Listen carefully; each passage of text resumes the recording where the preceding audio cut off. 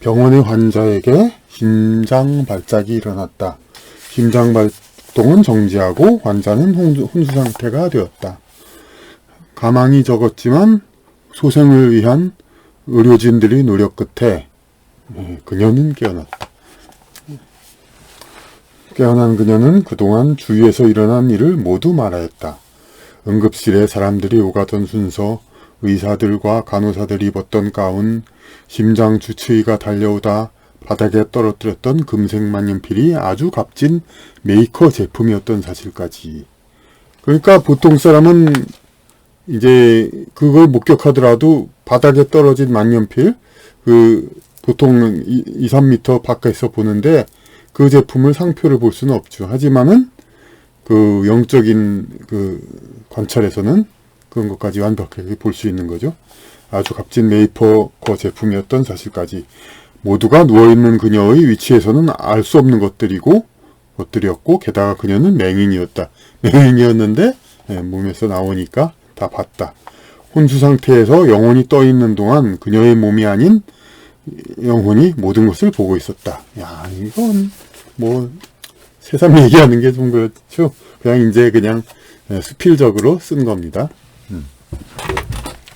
육체는 여러 감각기관을 갖고 있다. 감각기관은 주변에 존재하고 있는 형상을 재구성하여 몸에 전달하는 역할을 한다. 그런데 감각기관이 전하는 감각은 감각기관이 만들어낸 감각이 아니다. 눈이 이렇게 봐서 우리가 영상을 만들어서 이렇게 본다고 그러지만은, 그러니까 영상을 이렇게 안에 맺혀가지고 본다고 그러죠. 그러니까 그렇게 보면 생각하면 감각기관이 만들어낸다고도 볼 수 있죠. 원래 이제 감각하는 거, 그런 거 철학에서도 눈으로 주관적으로 보는 거다 그렇게 얘기하듯이, 감각기관이 만들어낸 감각이 아니다. 영혼 상태로서도 느낄 수 있는 감각을 육체에 깃든 상태에서도 느낄 수 있도록 열어주는 창일 뿐이다. 그러니까 그 사물을 보는 것 자체를 관점을 달리해야죠. 그러니까 그냥 눈으로만 볼 수 있는 것은 인간의 물질로만 생각한다면 인간의 눈으로만 볼 수 있다 생각을 해서 인간의 눈이었기 때문에 이렇게 보인다, 이렇게 우리는 생각할 수가 있죠. 그런데 그게 아니라 이제 눈의 관을 거치지 않고 영혼 상태에서도 그냥 느낄 수 있는 감각을 육체에 깃든 상태에서도 느낄 수 있도록 열어주는 창일 뿐이다 이거죠. 그러니까 이 눈이라는 것이 없으면 볼 수 없었던 게 아니라 눈이란 게 아니더라도 몸이라는 것이 가리지만 않으면은 볼 수 있다는 거죠. 그러니까 그래서 눈은 마음의 창, 어쨌든 창이라서 이제 볼 수 있다. 그렇지, 하지만 듣는 거, 냄새 맡는 거, 그런 여러 가지가 다 사실 창이라고 볼 수 있죠. 그런 감각이 다 이제 원래 있는 거지만, 원래 육체의 장벽이 없으면 다 3차원적 물질의 감각에서 볼 수 없을 수도 있지만은, 3차원 물질을 가진 몸이 3차원 물질을 가진 몸으로도 볼 수 있도록 하는 그런 장치죠. 그러니까 육체는 영혼은 집이다. 집에는 창이 있다. 창은 열려있는 방향의 장치만을 보여준다. 결국 그러니까 여기 사물이 있다면은 꽃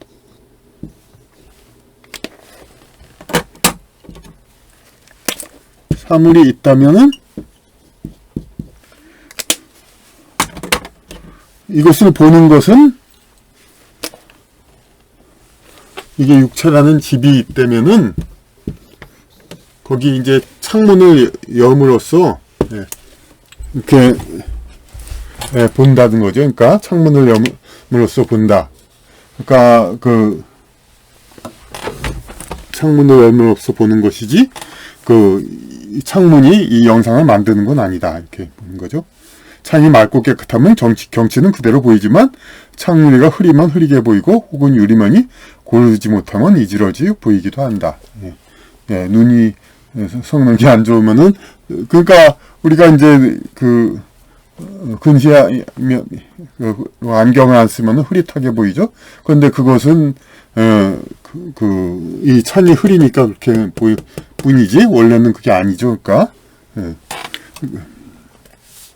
눈은 사물을 보는 기관이기지만 시각이라는 것은 눈에 의해 설정된 특유의 정보 형식이 아니고 본래 그 자체로서 존재하는 것이다. 눈은 단지 육체에 의해 가려진 외부 세계를 볼 수 있게 열린 창이다. 창이 크고 유리가 맑으면 밖을 더 많이 볼 수 있고 작거나 흐리면 밖을 충분히 볼 수가 없다.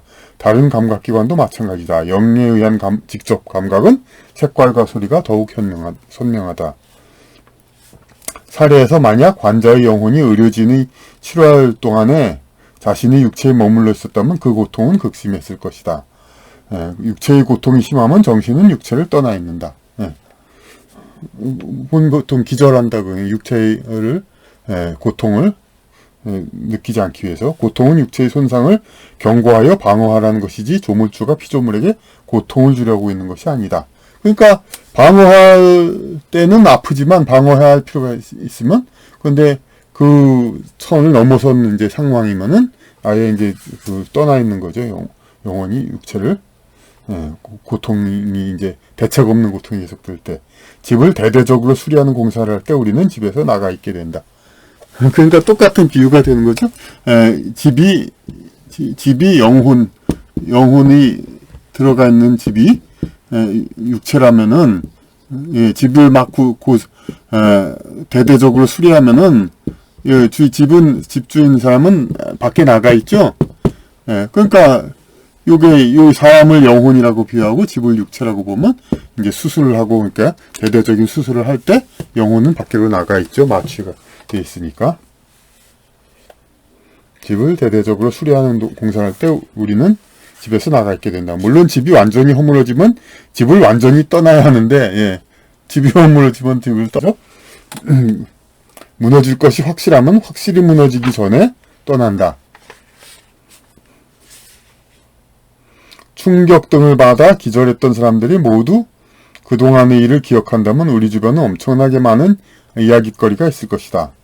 그러나 그동안의 일을 기억하는 이는 소수이다. 이제 임사체험이 다른 일이라는 게 아니듯이 많은 사람이 기절했다 깨어나죠.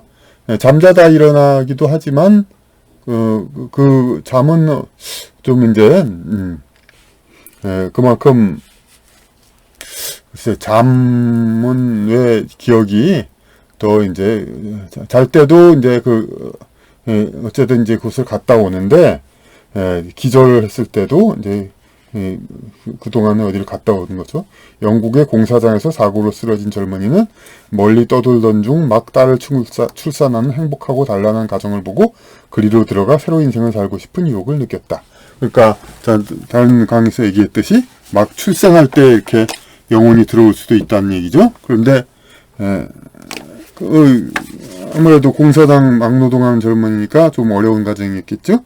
그래서 막 딸을 출산하는 행복하고 단란한 가정을 보고 그리로 들어가 새로운 인생을 살고 싶은 유혹을 느꼈다. 하려면 할 수도 있었다는 얘기죠. 그러나 병원에서 쓰러진 자기 앞에 울먹이는 부모를 두고 차마 그럴 수 없어서 다시 자기 몸으로 돌아왔다. 이런 것을 특별한 임사체험이라고 하지만 실제로는 정신을 깨어난 많은 부상자들도 비슷한 일을 겪었을 것이다. 그러니까 그냥 잠만 자고 일어난 사람도 물론 여러 가지 계시를 받는가 꿈을 꾸고 그걸 잘 기억하는 사람도 드물게 있고 기억을 잘 안 하기도 하지만 이게 몸의 충격으로 이제 그러니까 정신을 잃은 사람은 사실 이제 좀 오락가락하네 약간 좀 그런 상황이니까 좀 자기의 어떤 꿈처럼 정기적으로 가는 것이 아니라 어떤 자기 주변이라든지 그런 데서 좀 더 이렇게 좀 방황하는 그런 시간이 있었겠죠. 그러니까 그래서 이제 주변에서 떠도는 그런 시간을 겪었을 것이다. 단지 깨어나서 잊어버리는 것이다. 우리가 전생과 영혼 상태의 일을 기억 못하듯이. 이것이 육체는 영혼의 집이라는 것을 설명한 것입니다.